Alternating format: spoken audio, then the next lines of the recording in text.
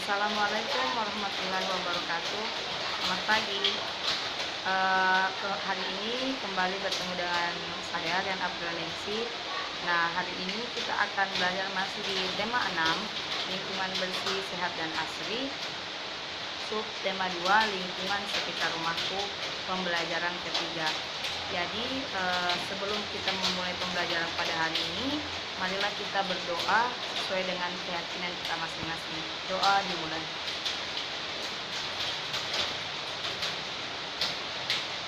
Doa selesai.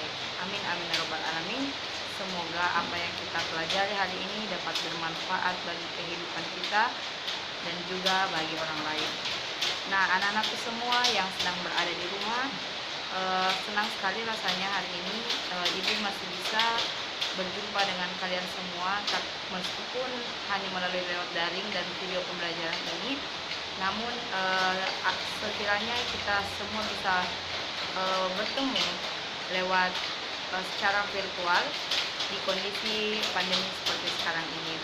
Semoga anak-anakku semua berada dalam keadaan sehat walafiat dan juga berada dalam lindungan Allah Subhanahu wa taala. Amin ya rabbal alamin.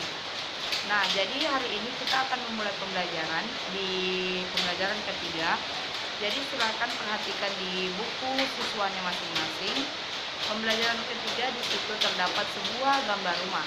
Ternyata rumah itu adalah rumah milik Edo. Nah, sekarang Ibu akan membacakan apa sebenarnya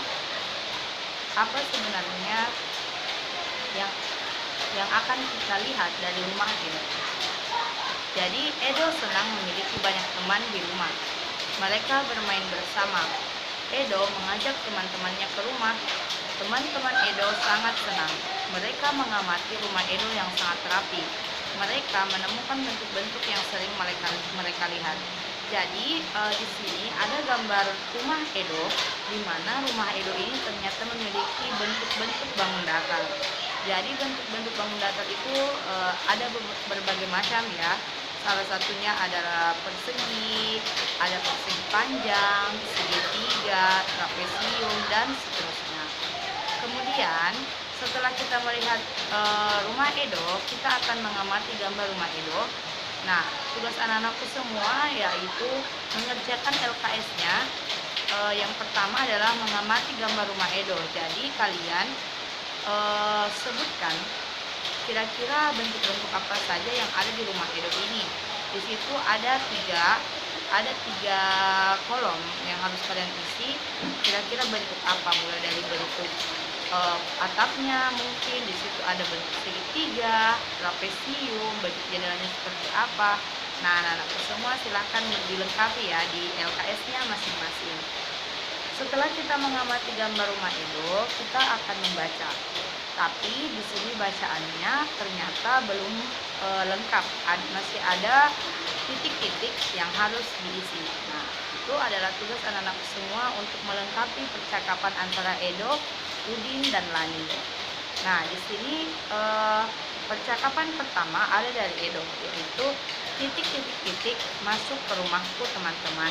Nah, ternyata tugas ini kita isi dan berupa kalimat ajakan. Jadi salah satu contoh kalimat ajakan, contohnya itu adalah ayo. Jadi kalimat pertama dari Edo bisa ditambahkan dengan mengisi titik-titik, yaitu kata ayo. Jadi kalimatnya seperti ini.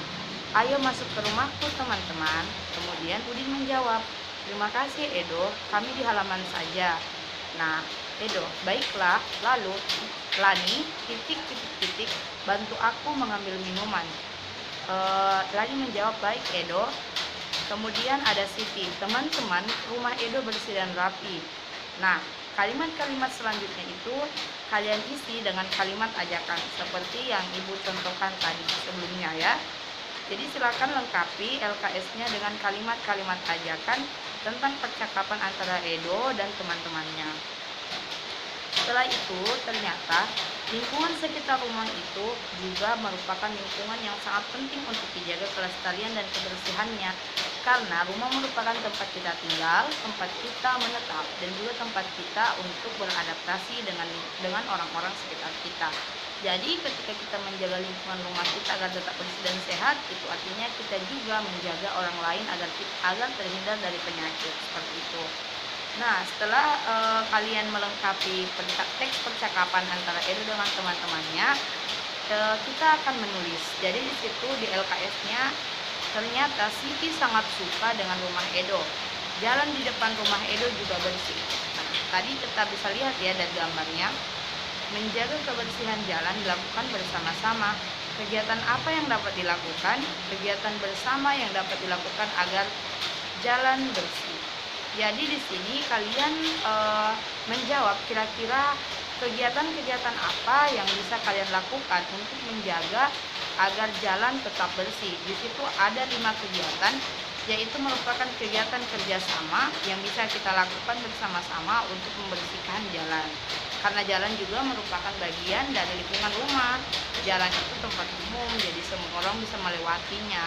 Dan hal itulah yang kemudian kita harus menjaganya secara bersama-sama dengan bergotong royong dan bekerja sama. Karena pekerjaan-pekerjaan yang tadinya berat ketika kita lakukan secara bersama-sama itu akan terasa lebih ringan. Seperti itu ya. Jadi salah satu kegiatan bersama yang dapat kita lakukan untuk menjaga jalan agar tetap bersih, salah satunya contohnya itu dengan cara membersihkan jalan dengan cara menyapu sekitar jalan, baik itu di pinggiran jalan dan juga membersihkan selokan-selokan yang ada di sekitar jalan tersebut agar lingkungannya tetap bersih. Kemudian juga selain itu kita bisa dengan cara tidak membuang sampah di sembarangan.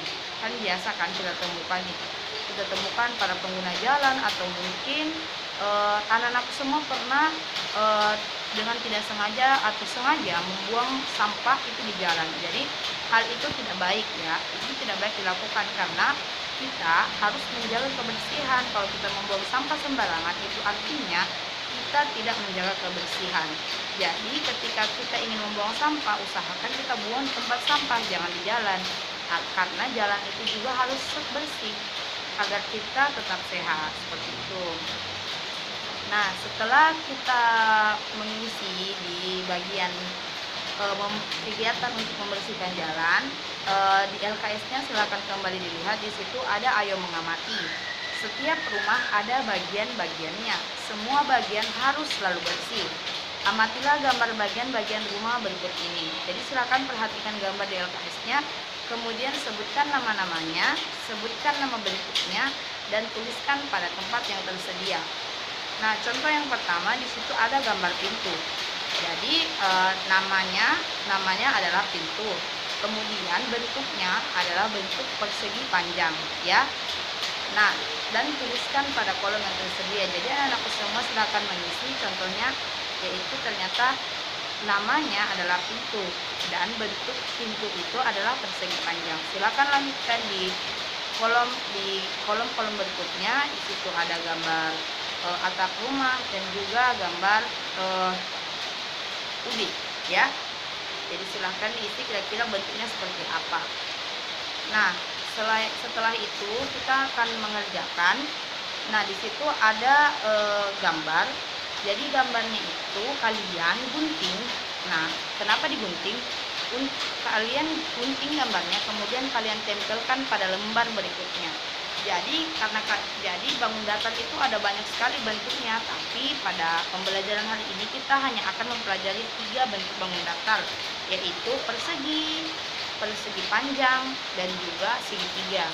Jadi di situ sudah ada gambar persegi panjang, dan segitiga. Jadi anak-anakku semua silahkan menggunting gambarnya, kemudian ditempel pada bentuk yang sesuai di lembaran berikutnya, ya, di LKS-nya masing-masing. Nah, jadi itulah pembelajaran kita pada pagi hari ini.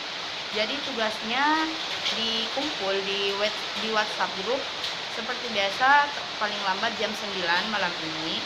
Dan untuk ketika ada hal-hal yang mungkin kurang dimengerti, silakan ditanyakan di grup.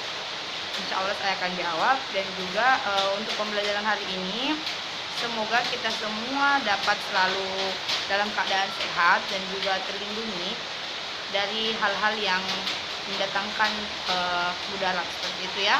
Jadi untuk segala kekurangan ibu hari ini saya mohon maaf. Sebelum kita menutup pembelajaran pada pagi hari ini, marilah kita berdoa. Doa dimulai. Doa selesai. Amin amin ya rabbal alamin. Sampai bertemu di pembelajaran selanjutnya. Saya tutup dengan ucapan wassalamualaikum warahmatullahi wabarakatuh.